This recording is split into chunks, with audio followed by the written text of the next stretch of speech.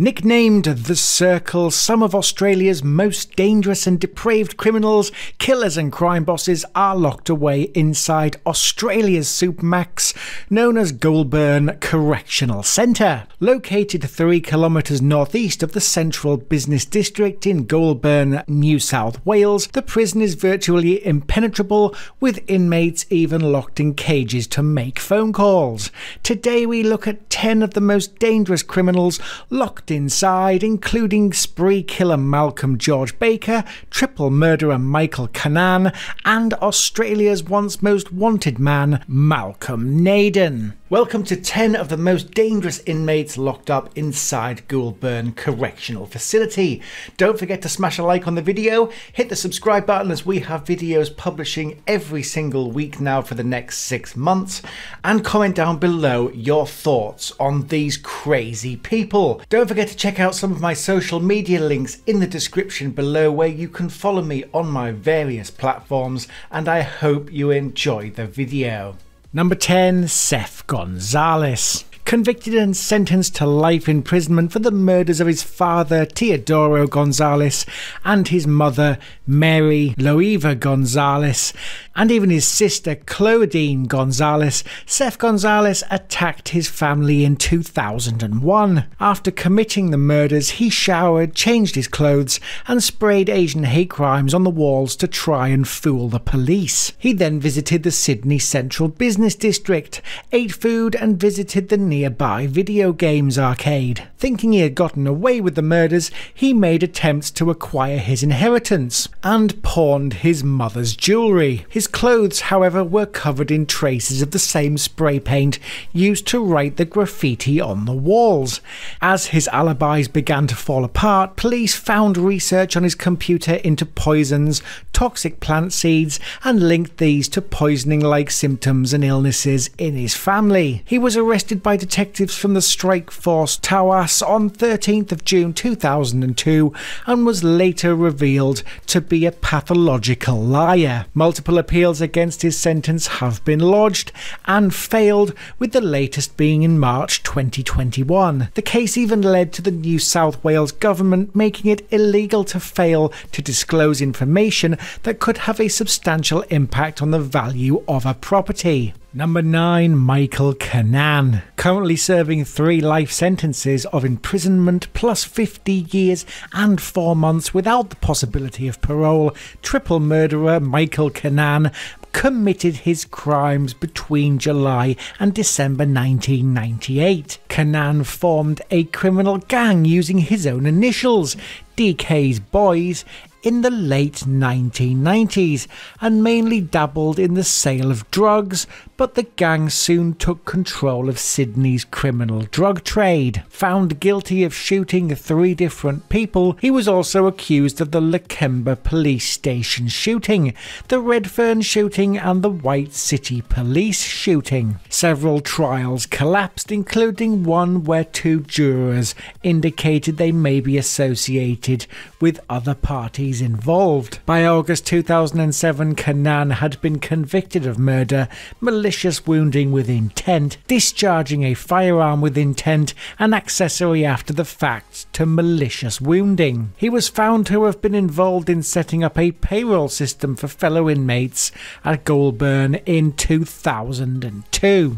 Number 8. Malcolm Naden. Considered to be one of Australia's most wanted men before his capture in March 2012, Naden's criminal charges included everything from murder to breaking and entering. Police placed a $50,000 Australian bounty on his capture, having been on the run for 7 years and having attacked and killed Kirsty Scholes and her boyfriend's cousin. After a number of reported sightings at both Western Plains Zoo and Lightning Ridge, police tracked Naden to a rundown cabin approximately 30 kilometres west of Gloucester. He was arrested in a nighttime operation by the heavily armed Tactical Operations Unit and later pleaded guilty to 18 different offences in court. Other charges included the attempted murder of a police officer in 2011 and the indecent assault of a 12-year-old girl. He was jailed for life without the possibility of parole, with the presiding judge telling him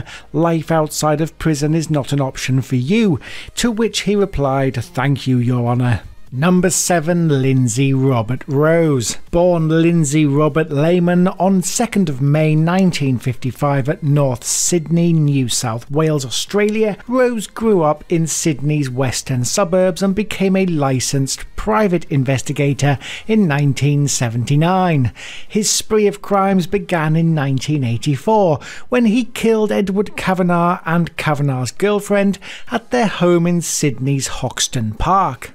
3 years later, he broke into the home of wealthy businessman William Graff and fatally attacked his wife Renette. In 1994, Rose shot and killed Fatma Ozanal and then shot and stabbed Kerry Pang at Pang's massage parlour in Gladsville. Having not been a suspect for any of the 5 murders, Rose's luck changed in 1996 when a corrupt police officer and associate told detectives that Rose had boasted of the killings. Having evaded police surveillance, he drove from Sydney to Adelaide and obtained employment using his birth name Lindsay Lehan. He was soon recognised thanks to a TV campaign and was arrested by members of the South Australian Police Staff Force. He pled guilty to 5 murders in 1998 and was sentenced to 5 consecutive terms of life imprisonment without the possibility of parole. Rose was later proven to have been involved in other crimes of robbery, kidnapping, robbery whilst armed, malicious wounding, larceny and supplying a prohibited drug. Number 6. John Raymond Travers. Raised in Mount Druitt, a suburb of Blacktown, Sydney, Travers' early life and growing up were quite problematic. Caught using marijuana when he was just 13 years of age, by 14 years old he had become a full-blown alcoholic. Having a reputation for extreme violence and often carrying a knife, he was often reprimanded by police and the courts. On February 2nd, 1986, Travers and 4 accomplices stole a Holden Kingswood, the same vehicle they would use to abduct and brutally murder Anita Lorraine Lynch the same day. After 22 days on the run, ringleader Travers and 4 others were arrested by police, revealing over 50 prior convictions. These included armed robbery, assault, larceny, car theft, breaking and entering, drug use, escaping lawful custody, receiving stolen goods and rape. Travers pleaded guilty to murder at trial and his co-conspirators were all found guilty, receiving life sentences never to be released. The Anita Kirby murder was featured in a September 2006 episode of Australian television series Crime and Investigation.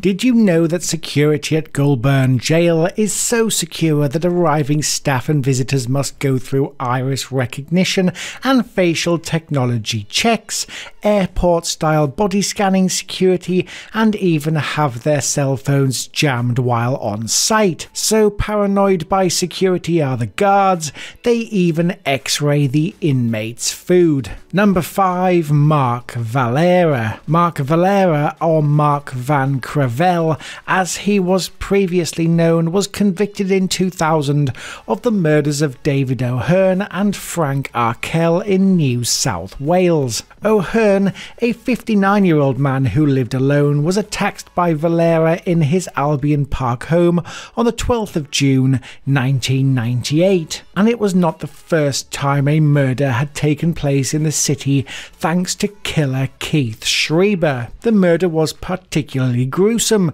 with police describing it as one of the worst they had ever seen, with investigators even looking into a satanic cult. 2 weeks after the first killing, a second murder occurred, this time at the home of former New South Wales State Parliament member Frank Arkell. Similarities to the O'Hearn murder were present, but this time a pair of boots and pants were left at the scene, with a tip-off leading to Valera. After police police found his fingerprints matched those at the O'Hearn crime scene, he confessed to the murders and handed himself in. He was found guilty of the murders in August 2000 and was sentenced to 2 consecutive terms of life imprisonment without the possibility of parole. The judge described the murders as acutely disturbing, and Valera became the 3rd youngest person in New South Wales to be sentenced to life without parole. Number 4. Bilal Khazal. Currently serving a custodial sentence of 14 years with a non-parole period of 9 years, Khazal was a former baggage handler for Qantas Airways at Sydney Airport. He stood accused of producing a book whilst knowing it was connected with assisting a terrorist attack, and was also a prominent figure in the Islamic youth movement. Listed in a Central Intelligence Agency report as a member of Al-Qaeda, it was claimed that he had received training from the Taliban in 1998. Having served his 9-year non-parole period, he was refused parole in 2017 after a high-level intelligence report suggested his release may put both the public and national security at risk. Described in the media as Osama bin Laden's Australian right-hand man, he is due for release this year if the original sentence is not extended. Number 3. Mostafa Baluch. Caught after a 17-day nationwide manhunt for allegedly cutting off an ankle bracelet which had tracked his whereabouts in Sydney, Baluch was found in a car inside a shipping container. Nicknamed the Aussie Escobar, he now resides inside Australia's most secure jail while awaiting trial on drug trafficking charges. Residing in the High Risk Management Correctional Centre Area 1, Baluch is allegedly a driving force behind an attempt to import an estimated 900 kilograms of cocaine into Australia. He is expected to remain at the jail while awaiting trial and, if found guilty, be sent back there. Number 2. Leslie Camilleri. Convicted of the Bega schoolgirl murders, both 14-year-old Lauren Margaret Barry and 16-year-old Nicole Emma Collins were abducted and murdered by Camilleri and Lindsay Beckett in 1997. Camilleri, the ringleader, ordered Beckett to conduct the killings, which occurred over a 12-hour period, and he was already facing existing charges relating to other assaults. He claimed that he was in a drug-induced stupor when the girls were with the pair and remembered almost nothing about the events that evening. Found guilty by the Supreme Court jury on April 27, 1999, he was sentenced to life imprisonment for the murders never to be released, and he reportedly yawned in court as the sentence was read. The abduction and murder of the girls was described as one of the worst in Australia's criminal history. He later pled guilty to another murder, that of Melbourne's schoolgirl Prudence "Prune" Bird in 1992, and received a further 28 years. Number 1. Malcolm George Baker. Responsible for one of the most brutal spree killings in Australian history, Malcolm Baker was responsible for the Central Coast Massacre. The shootings began on the Central Coast of New South Wales in his ex-girlfriend Kerry Gannon's apartment, moved on to the resort of Batau Bay at the home of his 27-year-old son David, and finally the home of Ross Smith. He used a sawed-off Remington 12-gauge double-barreled shotgun to end the lives of 6 people, most of whom were known to him, including family members or friends whom he disliked. Baker then walked with no emotion into Toukley Police Station, surrendered and handed over the weapon, ending an hour-long killing spree. Charged with 6 counts of murder and 1 count of attempted murder, he was sentenced to life imprisonment terms without parole and was one of the first 6 inmates at Goulburn's High Risk Management Unit. Thanks for watching the top 10 most dangerous inmates in Australia's Supermax Goulburn Correctional Centre. Remember to hit the subscribe button for more great prison content coming soon, and check out the next video on this page.